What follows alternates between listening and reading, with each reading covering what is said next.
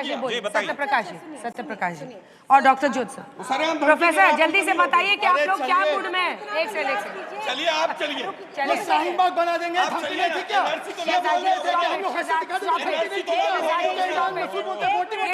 मुश्किल है, मैं यहाँ से चली जाती हूँ। Please remove this man. इनको बोलिए, आपको इतना भी लिहाज नहीं है कि दूसरे पैनलिस्ट को बोलोगे आप? ये तो भागना हो गया, ये तो भाग के चले, जवाब नहीं है कांग्रेस पर। बैठिए बैठिए, मुझे आपसे सवाल करना है।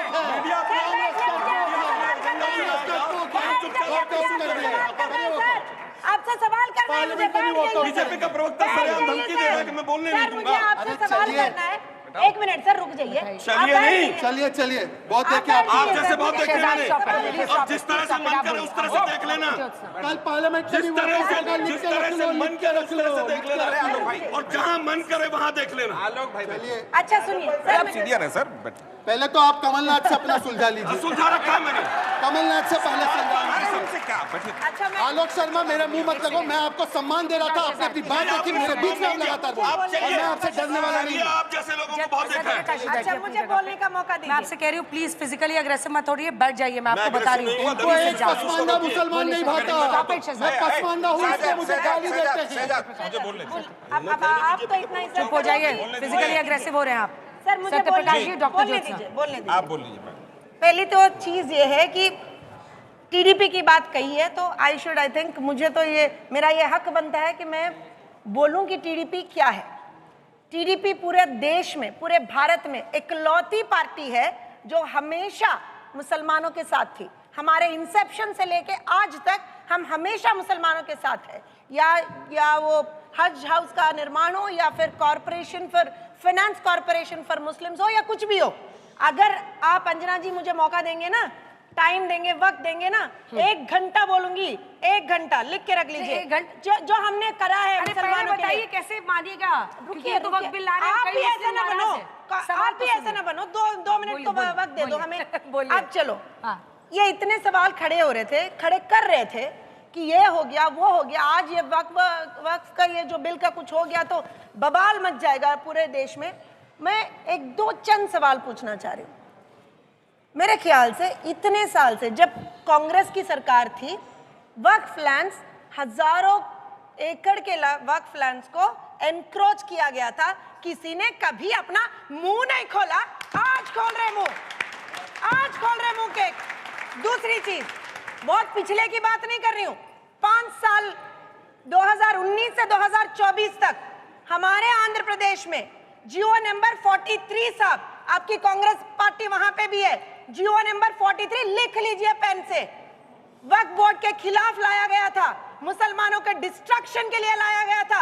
मुंह नहीं खोला कांग्रेस पार्टी ने। कल सपोर्ट करेंगे कि नहीं ये बताइए ना। कल तो बिल तो लोकसभा में आएगा। आप भी कांग्रेस की तरह ना बने प्लीज, प्लीज प्लीज प्लीज। आगे बढ़ने दीजिए। I deserve my time, I deserve my time, completely I deserve my time.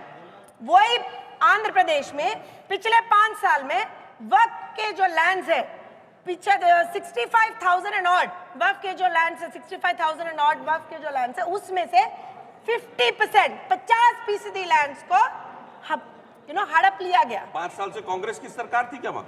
एसआरसीपी की सरकार थी। आप कांग्रेस में हैं, आप क्यों नहीं बोले? आप क्यों नहीं बोले? आपकी पार्टी है ना वहाँ पे, आप क्यों नहीं बोले? पाँच साल से कांग्रेस की सरकार थी। आज आके बोल रहे हो अरे 5 साल से कांग्रेस चुप रहिए, तो बोलना है ना। आप अगर उद्धारक है तो बोलना है। मैम आगे जाएगी, जो झूठ बोलना है, जो मन में आ रहा है बोलने चले जा रहे हैं। डिबेट आगे जाएगी। हमारी जो पार्टी है, हम जेपीसी में मेंबर थे। 36 सिटिंग्स हुई है जेपीसी के, 111 घंटों की डेलिब्रेशंस हुई हैं। 1 मिनट भी हमारे जो सांसद हैं जेपीसी के मेंबर जो है लाउ श्री कृष्ण देवरायलु जी ने 1 मिनट भी नहीं मिस करा वो डेलिब्रेशंस का। फिर हमने क्या किया, हमारे स्टेट में जाके हमारे जो वहाँ के स्टेक होल्डर्स है सबसे बात करा, माना सुझाव इन्होंने, मान लिया, सारा मान लिया। 3 मॉडिफिकेशन हमने दिए हैं। कल सपोर्ट करेंगे, कल सुझाव माना है मुसलमानों के। ठीक है, राजकुमार भाटी जी मोर्चा संभालिए। हम उनके साथ हैं। ये दोनों तो अंडर का मतलब लग रहा है कि मामला इनके लिए ठीक है। वेट फॉर भाटी जी, हम इस पे पॉलिटिक्स नहीं कर रहे हैं भाटी जी, हम इस पे पॉलिटिक्स नहीं कर रहे हैं। बिल के समर्थन में बोल रहे हैं वो मुझे टोटली कंफ्यूज नजर आ रहे हैं, उनकी लाइन क्लियर नहीं है। शहजाद भाई ने कहा हम मुसलमानों के हित के लिए बिल ला रहे हैं, मुसलमान के साथ अन्याय हो रहा है उन्हें न्याय देंगे, फिर शहजाद भाई साथ के साथ ऑब्जेक्शन कर रहे हैं कर्नाटक में 4% आरक्षण क्यों दे दिया मुसलमानों क्योंकि वो संविधानिक नहीं है, एक क्योंकि वो संविधानिक नहीं है। बीच में नहीं, देखो बीच में नहीं, सबके बीच में मत बोले करो। मैंने नहीं बोला, शहजाद भाई कह रहे हैं कि मोदी जी से बड़ा हितैषी कोई मुसलमान का है ही नहीं। लेकिन जो मोदी जी के दो सहयोगी हैं टीडीपी और जेडीयू, दोनों को मोदी जी पसंद है, दोनों शर्त लगा रहे हैं, दोनों अपने सुझाव दे रहे हैं। हम सुझाव दे रहे हैं तो हम खलनायक हो गए, टीडीपी और जेडीयू सुझाव दे रहे हैं तो ये नायक हो गए। दूसरी बात आपने आंकड़े दिखाए मुसलमान कितने परसेंट किसको वोट देता है। अगर मोदी जी इतने हितैषी हैं तो बीजेपी को मुसलमान वोट क्यों नहीं देता? बल्कि जब सहयोगी जब मोदी जी गठबंधन करते हैं उनके वोट भी घट जाते हैं, जेडीयू के वोट भी घट जाते हैं। मोदी जी एक भी मुसलमान को टिकट क्यों नहीं देते लोकसभा का? आपके वोट घट जाते हैं, लेकिन बहुत बड़े हितैषी हैं सत्यप्रकाश जी। और मोदी जी लास्ट एक खुल के आप समर्थन नहीं दे रहे हैं। दो वाक्य पूरा कर लिया। चुनाव में मोदी जी ये क्यों कहते हैं अगर हम हार गए तुम्हारे मंगलसूत्र छीन लेंगे, भैंस छीन लेंगे, कमरे छीन लेंगे? क्यों कहते हैं भैया? जाके जवाब दीजिए। आपके वोट घट जाते हैं वो कह रहे हैं। भाटी जी एक खुल वर्ग, के नहीं बोल रहे सत्यप्रकाश जी, आप एक वर्ग ऐसा है इस देश में, आपके पूरे इंडी ब्लॉक में, जो भारत के मुसलमानों के साथ 70 सालों से खिलवाड़ करता आया है। उसका दस्तावेज है सच्चर कमेटी, उसकी रिपोर्ट 2006 में आई। और आप मुसलमानों को इस देश में डराते हैं, उनको मुख्य धारा में आने नहीं देते हैं। चाहे हमारे नीतीश कुमार जी हो, चाहे भारत के प्रधानमंत्री हो, जिनका प्रयास ही रहा और नारा रहा, विश्वास दिया सबका साथ, सबका विकास, सबका प्रयास। तो आप इसमें ताक झांक करते, ये बात समझ में आती है। रही बात कि हमारे सुझाव की और टीडीपी के सुझाव की, हमारा सुझाव सकारात्मक होता है, आपका सुझाव नकारात्मक होता है। आपका सुझाव यदि मानते रहे तो आप तो कल कहते मोदी जी आप इस्तीफा दे दो। प्लीज भाटी जी, मैं नहीं बोलता किसी के बीच में, बहुत बढ़िया। नहीं मैं नहीं बोलता। तो आप ऐसा सुझाव देते कि मोदी जी आप सत्ता छोड़ दीजिए, हम लोग चला लेंगे। वास्तविकता यह है कि जो वक्फ बोर्ड जिस महान मकसद के साथ 54 में बना, 55 में संशोधन हुआ, 2013 में हुआ, समाजवादी पार्टी और लालू प्रसाद जी की पार्टी राजद के कान पे जू नहीं रहेंगी कि 2013 में किस छिपे रास्ते से क्या दे रहे थे।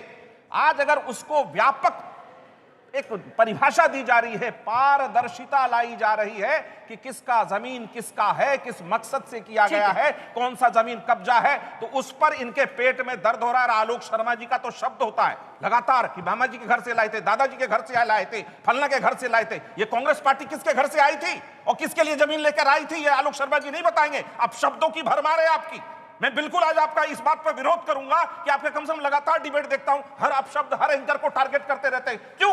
क्योंकि एक ऐसा दौर है आलोक शर्मा जी, बुद्धि फिर गई है कांग्रेस की। देश कहता कुछ और है, कांग्रेस समझता कुछ और। मैं उत्तर देना चाहूंगा। दिल्ली की जनता मुस्लिम अंजुमन ने जो टी शर्ट जारी की है वो उसके बारे में खबर आपको दिखा रहे हैं हम इस वक्त। आप अपनी पार्टी के वोट घटाते रहिए ऐसे ही, भगवान आपको बहुत सारी और जो हालत है वो पार्टी देख ही रही है। आप देखिए मुस्लिम अंजुमन ने वक्फ बोर्ड को लेकर टी शर्ट जारी किया है। मुझे लगता है कि अब मतलब इसको ये आज तक को तय करना होगा कि हम इस तरह के प्रवक्ता को यहाँ बिठाना चाहते हैं या नहीं बिठाना चाहते हैं, क्योंकि आकर आज तक पर चैनल पर और एंकर पर इस तरह से लगातार हमला करना मुझे नहीं लगता कि ये ठीक है और हम लोगों को ये बर्दाश्त करने की जरूरत है।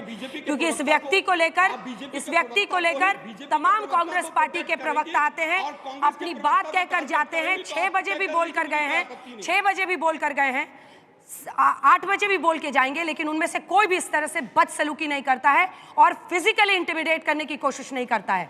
लेकिन आप शारीरिक रूप से भी अग्रेसिव होकर डिबेट में जिस तरह से व्यवहार करते हैं ये शर्मनाक है और मैं इसको पूरी तरह से अपोज करती हूँ। हर किसी के बारे में आपने बोला। अब आप देखिए, सवाल ये है कि आपको यहाँ पर कितना कंटिन्यू करना चाहिए, चैनल को कॉल लेना होगा, क्योंकि मेरे लिए बहुत मुश्किल हो रहा है इस बहस को कंटिन्यू करना। I am really sorry. इस तरह के व्यक्ति को झेलने के लिए मैं मजबूर नहीं हूं जो इस तरह से मुझे फिजिकली और वर्बली अब्यूज करे मेरे शो पर। आई एम एब्सोल्युटली आपने किया है। सत्यप्रकाश मिश्रा ने आकर आपको रोका है। आप चलिए, हटिए। सत्यप्रकाश मिश्रा ने आपको आकर रोका है। आपने नहीं रोका, लेकिन बीजेपी के प्रवक्ता शिकायत अपनी जगह होती है। बुद्धिजीवी हैं, आपको इस बात को समझना चाहिए कि शो चल रहा है, डिबेट चल रहा है, आप अपने पक्ष को रखने के लिए स्वतंत्र है। ये क्या है मोदी जी का मामा? ये क्या है? अरे भाई, जमीन तरीका नहीं है। मोदी जी देश के प्रधानमंत्री है, देश का जमीन है। आप बार-बार इस चीज को क्यों बोलते हैं? मोदी जी का मामा, मोदी जी का मामा, फिर आपको सुनना पड़ेगा। यहाँ से मीडिया का एक एजेंडा चल रहा है, मीडिया के बहुत बिहार में जो हो रहा है वक्फ बोर्ड की जमीन है, वक्फ भी निकाल साफ कह रहा हूं दिया। आप मैं। ये क्यों बोले थे बार-बार कि मोदी जी के पार्लियामेंट में इतनी डिबेट बिहार में नहीं हो वक्फ रही है बोर्ड जिस तरह से सियासी घमासान चल रहा है, ये आपको दिखा देते हैं क्या चर्चा हो रही है, लोगों ने इस पर क्या कहा है।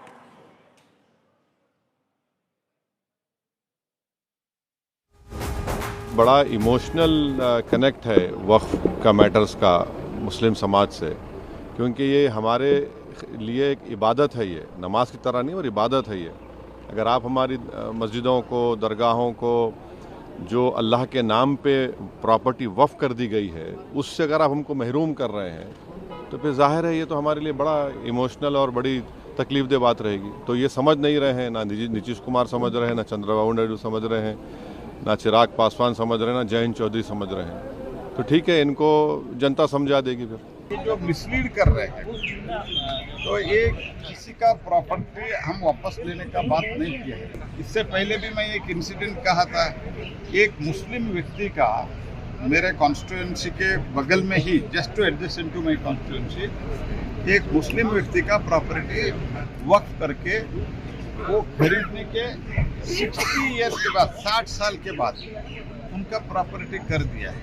एक चालुक्य के समय पे, मीन्स 17th 18th सेंचुरी के समय पे जो एक मंदिर बनाया था, वो मंदिर वक्फ हो गया है। ये सब करके जो कंफ्यूजन क्रिएट हो रहा है, उसके लिए हम बात कर रहे हैं। इन लोगों को कुर्सी से प्यार है, इन लोगों की ना कोई विचारधारा है, ना कोई नीति है, ना कोई सिद्धांत है। इन लोगों को किसी मतलब नहीं है। आप जान रहे हैं स्वर्गीय रामविलास पासवान जी ने जो है इस्तीफा दिया था, गोधरा कांड जब हुआ था तो उसको लेकर के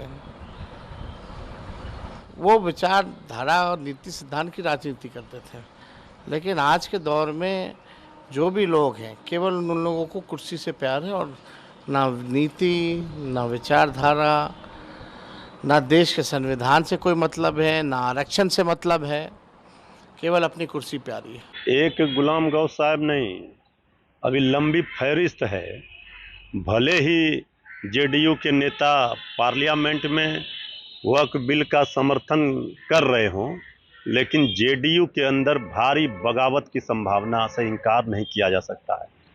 और आदरणीय नीतीश कुमार जी अब चाह कर भी जेडीयू को नहीं बचा पाएंगे। अभी आप देख लीजिए, धीरे धीरे विरोध के स्वर उठ रहे हैं। कई और लोग हैं जो जेडीयू की नीतियों से क्षुब्ध हैं, नाराज हैं, और वो अपना भविष्य तेजस्वी यादव जी की में देख रहे हैं। जेडीयू को या नीतीश कुमार जी को कांग्रेस पार्टी के सर्टिफिकेट की कोई जरूरत नहीं है। वो अपने गिरेबान में झांक के देखें, कितना साल इस देश में शासन किए, बिहार में कितना साल शासन किए, मुसलमानों के लिए क्या किया उन्होंने, उसका भी तो बताएं। नीतीश कुमार जी को सर्टिफिकेट की जरूरत नहीं है। नीतीश कुमार जी ने पिछले 20 वर्षों में मुसलमानों के हक में उनके सामाजिक, आर्थिक, शैक्षणिक उत्थान के लिए जो काम किया है, वो देश की आज़ादी के बाद किसी राज्य में आज तक किसी सरकार ने काम नहीं किया।